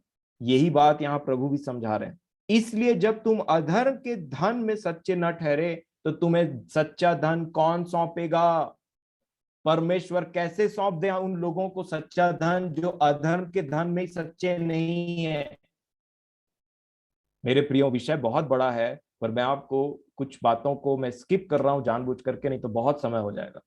बट यहां पे मैं बोलना ये चाहता हूं, आप अपने धन को किस प्रकार इस्तेमाल करते हैं, कहाँ इस्तेमाल करते हैं, क्या प्लानिंग चलते रहती है, किस चीज के लिए कुछ क्या होते रहा, वो सब मैटर करता है। और इसको परमेश्वर बड़े ध्यान से देखता रहता है, बड़े ध्यान से देखते रहता है। वो जो व्यक्ति अमीर था और उसके बहुत उसका उपज हुआ, उसके मन के अंदर कुछ बात चल रही थी, परमेश्वर वहां था। वो सारी बातों को अपने मन में सोच रहा था, विचार कर रहा था। और इसी को मैं बोलना चाहूंगा, समझिए, पौलुस ने बोला मन की तैयारी हो तो ना, मन की तैयारी हमेशा रखिए। मैं तो बोलता हूं कि हमें हमेशा जो हमें प्रति मंथ कुछ पैसे मिलते हैं, अपने आप का इनकार करके, कि ये एक काइंड ऑफ सैक्रिफाइस है, एक काइंड ऑफ बलिदान है ये देना। और बलिदान हमको समझने की, देखिए इब्रानियों की पत्री में क्या लिखा है। इब्रानियों की पत्री उसका 13 अध्याय, इब्रानियों की पत्री उसका 13 अध्याय उसका 15 वचन, देखिए क्या लिखा है। इब्रानियों 13 और उसका 15। इसलिए हम उसके द्वारा स्तुति रूपी बलिदान, कौन सा बलिदान? पहला तो बलिदान स्तुति रूपी, ये तो चढ़ाते हैं, अर्थात उन होठों का फल जो उसके नाम का अंगीकार करते हैं, परमेश्वर को सदा चढ़ाया करें। और क्या लिखा है? भलाई करना और उदारता दिखाना न भूलो। फिर से 16 वचन, भलाई करना और उदारता दिखाना न भूलो, क्योंकि परमेश्वर ऐसे बलिदानों से प्रसन्न होता है। ये बलिदान है, और बलिदान स्वेच्छा बलि चढ़ाई जाती, एक स्वेच्छा बलि है, विलिंग सैक्रिफाइस। परमेश्वर ऐसे बलिदानों से प्रसन्न होता है बोलने का मतलब, नंबर 1 बलिदान है जो होठों का, जो होठों से हम बलिदान चढ़ाते हैं, होठों का फल जो स्तुति गाता है परमेश्वर की, वो भी एक बलिदान है। और नंबर 2 उदारता दिखाना, ऐसे बलिदानों से परमेश्वर प्रसन्न होता है। और यही उन वो भले कामों में से एक है मेरे प्रियो, जिसको हमको इस पृथ्वी पर अंत तक करना जरूरी है। और ये व्यक्ति, ये कौन कर सकता है आपको बताऊं? जो अपनी सांसारिक इच्छाओं का बलिदान कर सके। मैं ये नहीं खरीदूंगा इस मन, परंतु उस व्यक्ति की मदद करूंगा जिसको मुझे परमेश्वर ने दिखाया है। नहीं तो कई बार लोग सिर्फ बोल देते हैं कि हम प्रार्थना करेंगे आपके लिए, प्रभु आपकी सहायता करें। चौकस रहिए, ऐसे बलिदान चढ़ाना बहुत जरूरी है। इसी के लिए लिखा कि जो कोई कहता है कि मैं अपने भाई से प्रेम करता हूं और उसके पास संसार का धन हो और उससे वो दे नहीं रहा है, तो फिर उसमें परमेश्वर का प्रेम कैसे बना रह सकता है? ऐसा लिखा है 1 यूहन्ना में। कैसे बना रह सकता है कि वो देख रहा है और बोल रहा है कि ठीक है जा, एक जगह लिखा है ठीक है जा कल फिर आना, गरम रहे। याकूब बोलते हैं, याकूब में लिखा है ना, जा अच्छे से रह, कुशल से रह, गरम रहे। अरे कपड़ा दो गर्मी के लिए, मुंह की बातों से मत हम वो करें मेरे प्रियो। और इस बात को समझना पड़ेगा, आपके अकाउंट में कितना पैसा है भाई स्वर्ग में, ये कभी सोचा है मैंने और आपने? मैं तो सोचता हूं, और मैं सोचता हूं आप भी सोचें इस बारे में, और सोचते होंगे कि कितना धन इकट्ठा हुआ है। कई बार बैंक अकाउंट में नजर चल जाता है कितना पैसा है हमारे अकाउंट में, उसको देखते रहता है इंसान। और जब स्वर्ग की बात आती है तो खालिया, कंगाल, ऐसा भी हो सकता है। इन बातों में हम ध्यान दें, क्योंकि बैंक अकाउंट खुलाने से पहले वहां का सिटीजनशिप होना चाहिए। आप देखिए बैंक अकाउंट खुलवाने के लिए क्या क्या रिक्वायरमेंट मांगता है बैंक वाला। सबसे पहले बोलेगा आधार कार्ड, नहीं तो कोई भी प्रूफ ले आना कि तुम इस यहाँ के निवासी हो करके।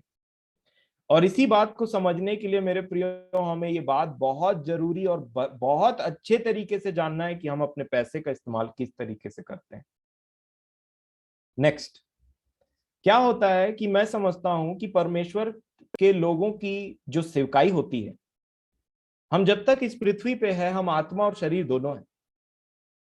और इसीलिए आत्मा के लिए और उनके जीवन के लिए, जो आत्मिक जीवन है, उनके लिए आप प्रार्थना करिए। वहां प्रार्थना की आवश्यकता है, हमें करना भी चाहिए पवित्र लोगों के लिए हमेशा प्रार्थना। परंतु उनकी जो शरीर है, उनका जो शरीर है, उनकी जो आवश्यकताएं हैं, उनके लिए इस संसार का धन आवश्यक है जो आपके और मेरे पास में है, और उसी को देना आवश्यक है। ये बलिदान है। और इसीलिए मैं आपसे निवेदन करूंगा, अब जब आपको सैलरी मिले, बड़ी ईमानदारी के साथ में प्रभु से प्रार्थना करिए, प्रभु इसमें से कुछ अमाउंट तो मैं, जो चीज मेरे पास है उसमें मैं और ज्यादा अपने लाइफ को और हाई फाई जीना नहीं चाहता।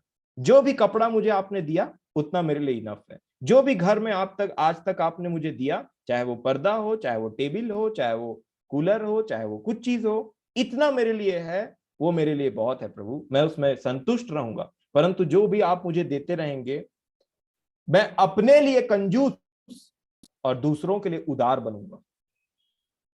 अपनी इस शरीर के लिए मैं कंजूस और दूसरों के लिए उदार बनूंगा। और यही मेंटेलिटी मेरे प्रियो आपको इस विषय में भी उन्नति देगा, ये देने के कार्य में।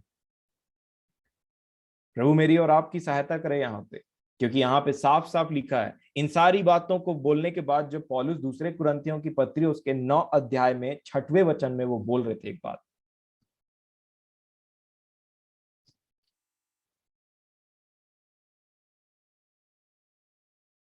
हाँ, इससे पहले एक बात और बोलना चाहूंगा देने के विषय में। देने के विषय में उन्होंने ये भी कहा कि ऐसा ना हो कि इम्बैलेंस आ जाए, कि तुम इतना दे दिए कि खुद ही यहां पे ऐसा हो गया कि तुम खुद मुश्किल में पड़ गए, और फिर अगले में, फॉर एग्जाम्पल मैं आपको एक वचन पढ़ाना चाहूंगा इसको अच्छे से बताने के लिए। दूसरा कुरिन्थियों 8:13 देखिए क्या लिखा है।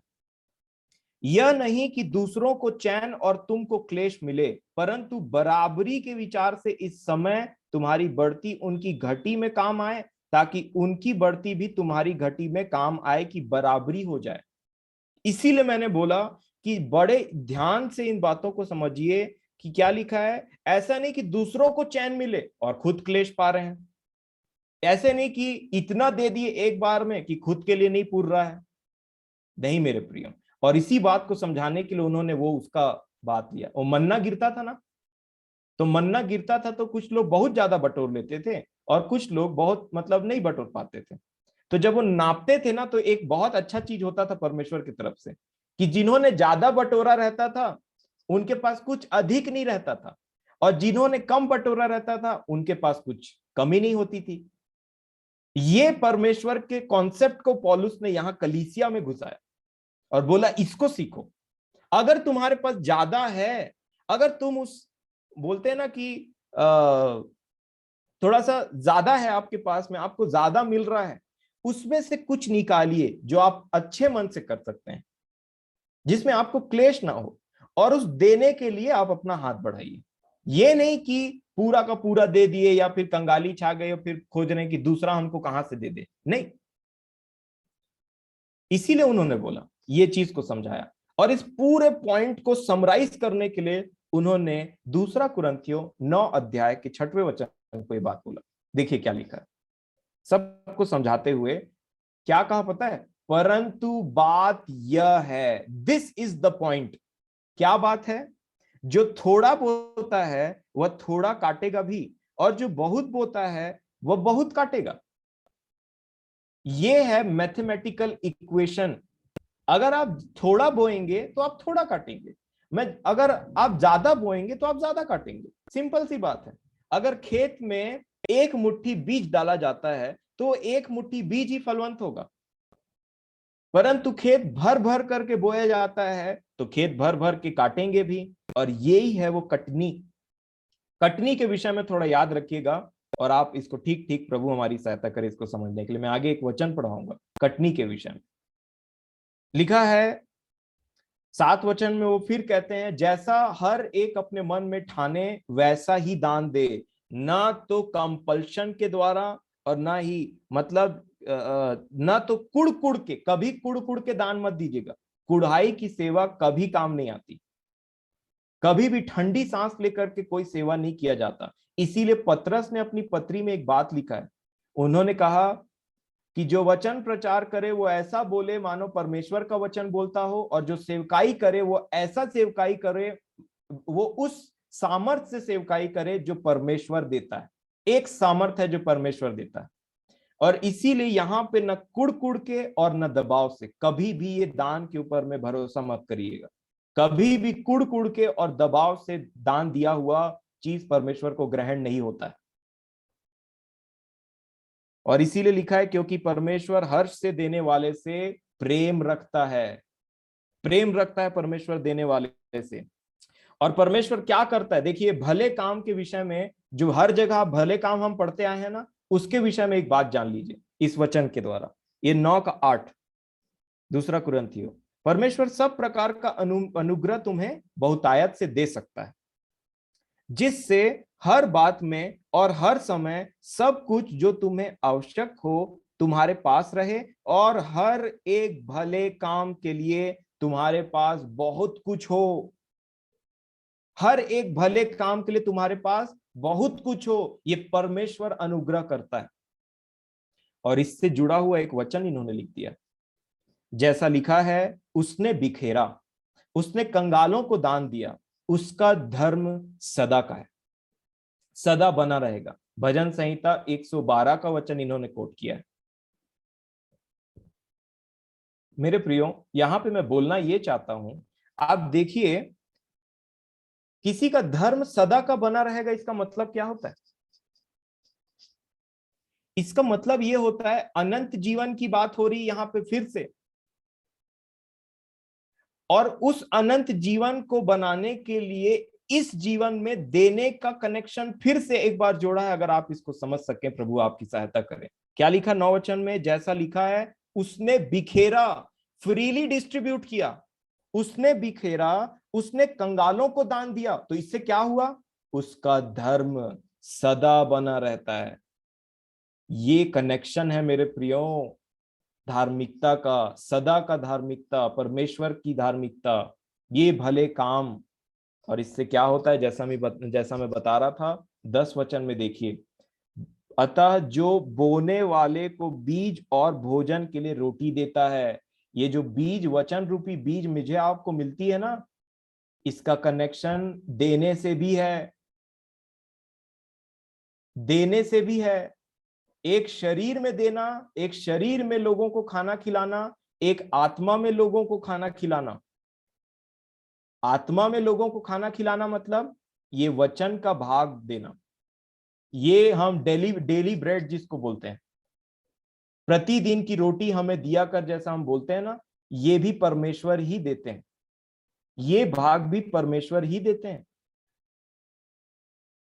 इसके आगे मैं आपसे बोलना चाहूंगा, इसी के बारे में लिखा कि डू नॉट बी डिसीव्ड, जो जैसा बोएगा वो वैसा काटेगा।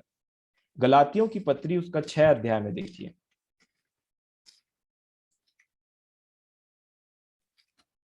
गलातियों 6 और उसका 6वें वचन को देखिए क्या लिखा है। गलातियों 6 का 6वां।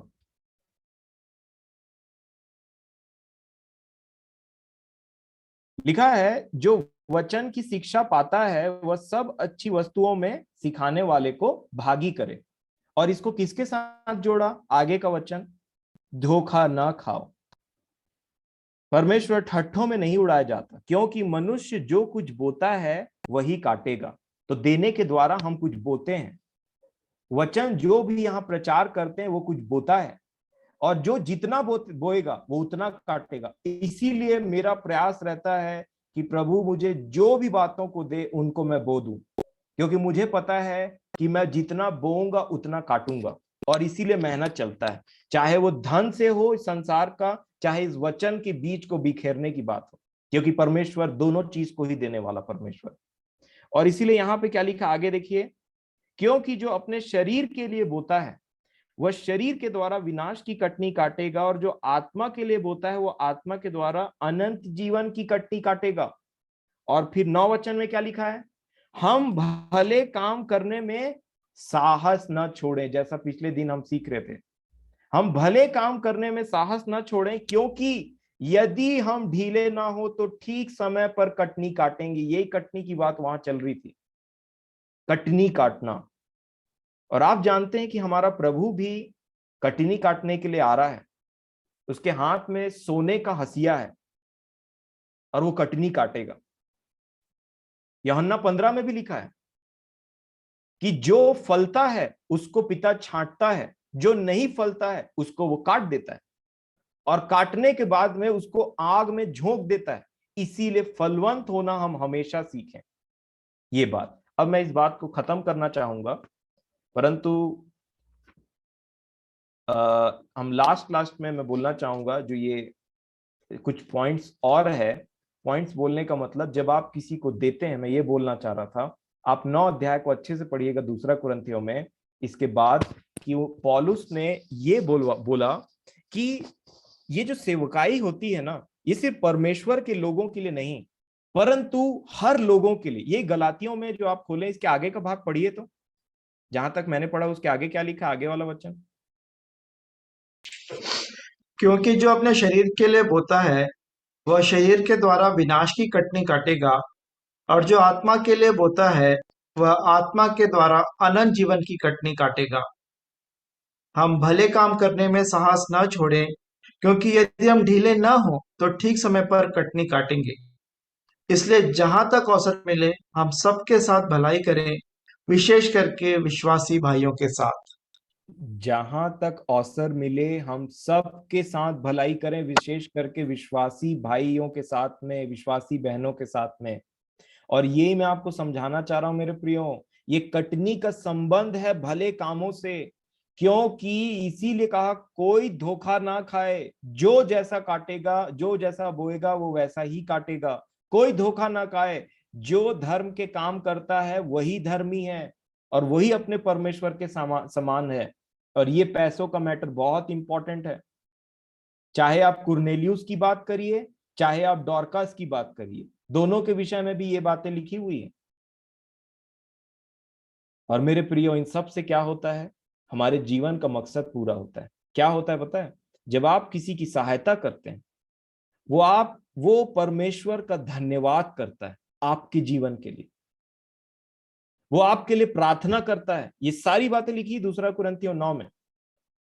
उसके आपके जीवन के द्वारा परमेश्वर का धन्यवाद होता है। और ये मेरे जीवन का मकसद है मेरे प्रियो, जिससे मैं आपको स्थिर करना चाहता हूं कि मेरे जीवन के द्वारा हमेशा परमेश्वर की महिमा हो, धन्यवाद निकले मेरे परमेश्वर। चाहे वो वचन हो, चाहे वो कार्य हो, और चाहे संसार में कहीं पे भी अगर कोई भूखा व्यक्ति भी है कहीं पे, आप उसको कहीं पे जाकर के कुछ देते हैं, या फिर कुछ भी उसके जीवन में अनएक्सपेक्टेड, क्योंकि संसार ये काम नहीं करता। फिर भी बहुत से लोग हैं जो, जैसा यीशु ने कहा कि संसार के लोग इस ज्योति के संतानों से अधिक चतुर हैं ये सब काम करने में। आप देखिएगा, मैं यही बोलता हूं कि ये जो पंजाबीज को देखिए, प्रभु को नहीं जानते। वो प्रभु को बहुत सारे लोग नहीं जानते। जो लोग लंगर ये करते हैं, लंगर का काम करते हैं, फ्री में खाना खिलाते हैं, पेट भर खाना खिलाते हैं लोगों को बैठ करके। और इसीलिए प्रभु, ये काम एक्चुअल में प्रभु के लोगों को करना था और करना चाहिए, मैं ऐसा समझता हूं। इसीलिए प्रभु की बातों को याद रखिए। उसने कहा ज्योति की संतान जो है, क्योंकि ये ज्योति की बातें जो है ना, ये पैसों के मामले में भी ज्योति का मिलना बहुत जरूरी है। और इसीलिए आप इब्रानियों की पत्री निकालेंगे। मैं आपको ज्यादा वचन इसलिए देता हूं ताकि आप इन वचनों को जब कभी भी आगे पढ़ें, आपका मन स्ट्राइक जरूर करे इन बातों को पढ़ते टाइम में, कि ये तो बात बताई गई थी प्रभु के द्वारा, प्रभु के आत्मा के द्वारा। इब्रानियों की पत्री उसका 10 अध्याय और 32 वचन, देखिए क्या होता है। ये ज्योति के संतान के बारे में यीशु ने भी बोला, और ये ज्योति के संतान के बारे में यहाँ पे इब्रानियों की पत्री में भी लिखा है। 10:32, 10:32 इब्रानियों। परंतु उन पिछले दिनों को स्मरण करो जिनमें तुम ज्योति पाकर दुखों के बड़े संघर्ष में स्थिर रहे। ये होता है, ज्योति मिलता है तो इंसान को।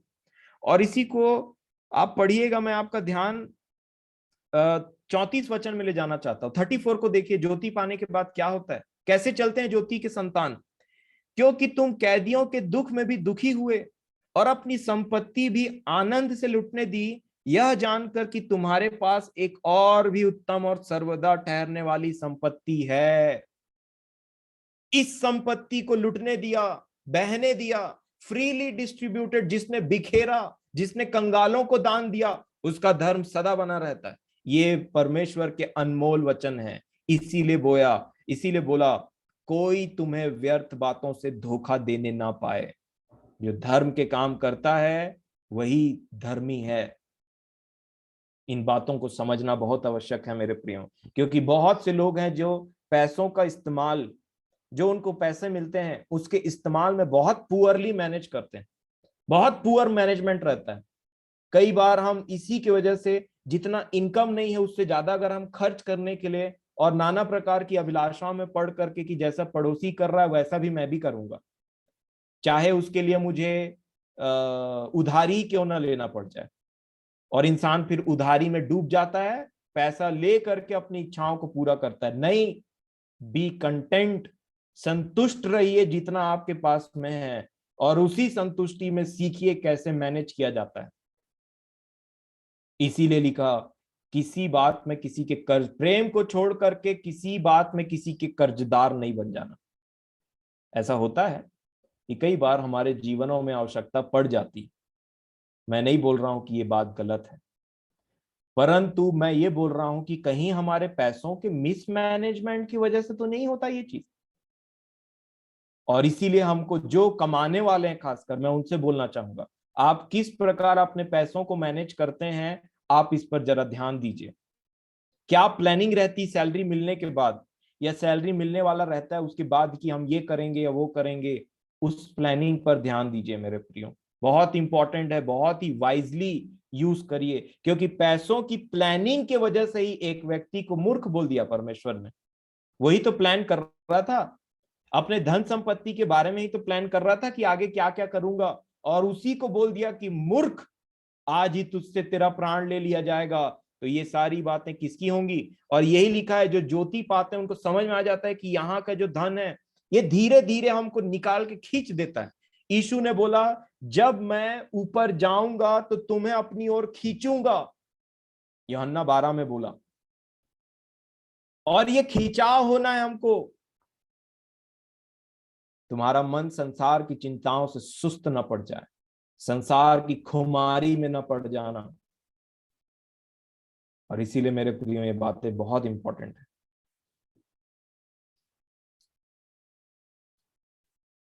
ये ज्योति के विषय में जितने लोगों को, जैसे मैंने बोला कि उनको पता रहता है कि हमारा जो धन है, हमारे पास एक सदा ठहरने वाली संपत्ति है, और उसमें हमारा फोकस रहता है। क्योंकि जिसका ये फोकस बन गया, अब समझ लीजिए उसके जीवन में क्या होता है पता है? जहां तुम्हारा धन है वहां तुम्हारा मन हो जाता है। और ये जब भी, मैं तो इसको पहले सुनता था ना तो बहुत डरता था कि प्रभु मेरा धन तो यही संसार की बातों में है। जैसे ही बोला जाता है ना, जहां तुम्हारा धन है वहां तुम्हारा मन है, तो बहुत लोग को हड़बड़ासी हो जाता है। अरे मेरा धन तो यही है, वही मन लगा रहता है, ऐसा हो जाता है। परंतु प्रभु के अनुग्रह से जब ये बातें अब मुझ पर पहुंचती है, तो जब ये बात होती है ना कि जहां तुम्हारा धन है वहां तुम्हारा मन है, तो मैं आनंदित होता हूं। मैं परमेश्वर पिता का धन्यवाद देता हूं कि उन्होंने मेरे जीवन को इस तरीके से मोल्ड किया, चेंज किया। और इसीलिए मेरे प्रियो, मेरा आपसे निवेदन है कि सैक्रिफाइस को याद रखिएगा। प्रभु मेरी और आपकी सहायता करे इन विषयों में, क्योंकि ये बातें जब भी आपके पास में पहुंचे, जैसे हमने आज देखा, और हम उस विश्राम में जाने की तैयारी करते हैं, ये अंत तक बने रहना चाहिए, लास्ट तक बने रहना चाहिए। वो मैं बोलता हूं लोगों को कि ये फोन पे गूगल पे वाले मत बनो, अपने साथ में थोड़ा कैश लेकर के भी घुमा करो। जो मांगने वाले और वो जो भीख मांगने वाले रहते हैं, जिनके पास कमी रहती है, उनके पास क्यूआर कोड नहीं रहता कि वो बोलेंगे कि इसको स्कैन कर देना मेरे अकाउंट में पहुंच जाएगा। इतने आधुनिक मत बनो, अपने साथ कैश में भी लेकर के घुमा करो, क्योंकि उनको जब वो आपके सामने हाथ फैलाएंगे तो आप कैशे नहीं है तो फिर कहां से दिया जाएगा। यीशु के अनुग्रह से, यीशु के वचन जो अटल हैं, उसके दया से क्या है पता है आपको? मैं ये बात देखता हूं कि कंगाल इस पृथ्वी से लुप्त नहीं होते, वो रहते हैं ताकि मैं और आपको अवसर मिले कि उसकी सहायता करके हम अपने लिए स्वर्ग में धन इकट्ठा कर सकें। यीशु ने क्या कहा उसको याद रखिएगा, कंगाल तुम्हारे साथ सर्वदा रहेंगे, परंतु मैं तुम्हारे साथ सर्वदा नहीं रहूंगा। कंगालों को यीशु ने रखा है कि मैं और आप उनकी देखभाल कर सके, जहां कहीं भी जरूरत हो, अपना इनकार करके। और मेरे प्रियो, मैं आपको यही बात बताना चाहता हूं, चाहे परमेश्वर के लोगों की बात हो, चाहे कंगालों की बात हो, आप उनके सेवकाई में अपना हाथ बटाइए और कंगालों को भी अपने मैनेजमेंट, पैसे के मैनेजमेंट को एक बार ध्यान दीजिए। क्योंकि जो अधर्म के धन में हाँ, अनराइचस वेल्थ, अधर्म के धन में विश्वास योग्य नहीं है, उसे सच्चा धन कौन सौंपेगा? नहीं मिलने वाला। और एक लास्ट वचन पढ़ूंगा जो आपको एनकरेज करेगा इन बातों के लिए। इब्रानियों की पत्री, उसका 6वां वचन, 6वां अध्याय, इब्रानियों 6 और उसका 10 वचन। देखिए क्या लिखा है। इब्रानियों की पत्री उसका 6 अध्याय उसका 10वां वचन लिखा है, क्योंकि परमेश्वर अन्याय नहीं। किस विषय में? कि तुम्हारे काम और उस प्रेम को भूल जाए। किसको मेरे प्रिय? 2 चीज। परमेश्वर अन्यायी नहीं है। जो आपने उसके लिए काम किया और जब आपने उस प्रेम को प्रकट किया, किन लोगों के लिए? भूल जाए जो तुमने उसके नाम के लिए इस रीति से दिखाया। किसके नाम के लिए हम दिखाते हैं? आप देते हैं तो किसके नाम को याद करके देते हैं? परमेश्वर के, उसके वचनों को, यीशु के नाम को याद करके देते हैं। तो बोल रहे हैं क्योंकि परमेश्वर अन्यायी नहीं कि तुम्हारे काम और उस प्रेम को भूल जाए जो तुमने उसके नाम के लिए इस रीति से दिखाया कि पवित्र लोगों की सेवा की और कर भी रहे हो। पास्ट में भी है और प्रेजेंट में भी है, तुमने किया भी है और तुम कर भी रहे हो। और आगे क्या लिखा है 11 में? पर हम बहुत चाहते हैं कि तुम में से हर एक जन अंत तक पूरी आशा के लिए ऐसा ही प्रयत्न करता रहे। अंत तक। आपको याद है पिछले टाइम हमने इब्रानियों में अंत तक बहुत देखा था। अंत तक अगर ऐसा करोगे तो, अंत तक ऐसा करोगे तो, ये वही बात है। और आगे क्या लिखा है 12 में? इससे क्या होगा? ताकि तुम आलसी ना हो जाओ, वरन उनका अनुकरण करो जो विश्वास और धीरज के द्वारा प्रतिज्ञाओं के वारिस होते हैं। परमेश्वर पिता मेरी और आपकी सहायता करे। यीशु ने बोला, मैं शीघ्र आने वाला हूं और कामों का फल मेरे हाथ में है। एक जगह ऐसा लिखा है कि उनके काम उनके साथ हो लिए, है ना? इसीलिए मेरे प्रियो, इन बातों में बड़े ही ध्यान पूर्वक, ये एक तरीके का क्रूस उठाना है। जब तक एक व्यक्ति अपना इनकार नहीं करेगा तब तक वो दूसरे के लिए अपना हाथ नहीं बढ़ा सकता। तो प्रभु मेरी और आपकी सहायता करे इस विषयों में। आज जो हमने सीखा उसको समराइज करने के लिए मैं किसी एक व्यक्ति से निवेदन करूंगा कि आप इसको समराइज करके प्रार्थना करिएगा कि हमने क्या क्या सीखा, किन बातों को लेकर के, ताकि सबके लिए आशीष हो। और उस समराइज पिक्चर को, ज्यादा बड़ा नहीं, आपने जो सीखा, क्योंकि जो हम सीखते हैं उसको प्रैक्टिकल करना बहुत जरूरी है। और इसीलिए मैं आपसे निवेदन करूंगा कि आप में से कोई भी एक या 2-3 मिल करके समराइज करके इन बातों को हम खत्म करें, ताकि आप इसमें पार्टिसिपेशन दिखा करके आपको भी पता चले जो आपने बोला, क्योंकि मन में ये बातें रह जाती है। तो प्रभु मेरी सहायता, हम सबकी सहायता करे इस विषय में। मैं परमेश्वर पिता का धन्यवाद देता हूँ इस समय के लिए, उन्होंने मेरी सहायता की और आप सभी की सहायता की इन बातों को सुनने समझने के लिए। आमीन।